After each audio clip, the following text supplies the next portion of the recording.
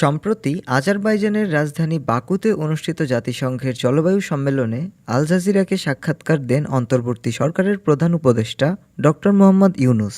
গত ১০ নভেম্বর শহীদ নূর হোসেন দিবস উপলক্ষে আওয়ামী লীগের পক্ষ থেকে দেয়া বিবৃতিতে শেখ হাসিনাকে বাংলাদেশের প্রধানমন্ত্রী হিসেবে উল্লেখ করা হয়। এ প্রসঙ্গে উত্তরে জবাবে ডক্টর ইউনূস বলেন, হাসিনা নিজেকে অনেক কিছু বলতে পারেন, কিন্তু বাস্তবতা তা নয়।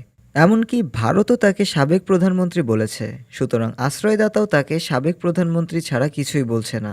ভারতে থেকে হাসিনার বিক্ষোভের ডাক প্রসঙ্গে ডক্টর ইউনূস আরও বলেন, শেখ হাসিনা ভারতে বসে বাংলাদেশকে অস্থিতিশীল করার চেষ্টা করছেন, সেখান থেকে বাংলাদেশে বিক্ষোভের ডাক দিচ্ছেন।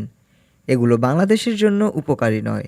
তাই ভারতের কাছে তারা এসব বিষয়ে বলেছেন, তাকে আশ্রয় দিচ্ছে ঠিক আছে, কিন্তু এমনটা হতে থাকলে ভারতের কাছে আবার অভিযোগ করা হবে বলেও উল্লেখ করেন প্রধান উপদেষ্টা। প্রধান উপদেষ্টা জানান, বাংলাদেশের বিগত ১৬টি বছর শুধুই ছিল অপশাসন ও দুর্নীতি। এই পরিস্থিতি থেকে দেশের উত্তরণে আমাদের বিশাল কাজ রয়েছে। অপশাসন, দুর্নীতি ও প্রত্যেকটি গুম হত্যার বিচার করতে আইনি প্রক্রিয়ায় ভারত থেকে হাসিনাকে ফেরত চাওয়া হবে বলেও তিনি এ সময় জানান।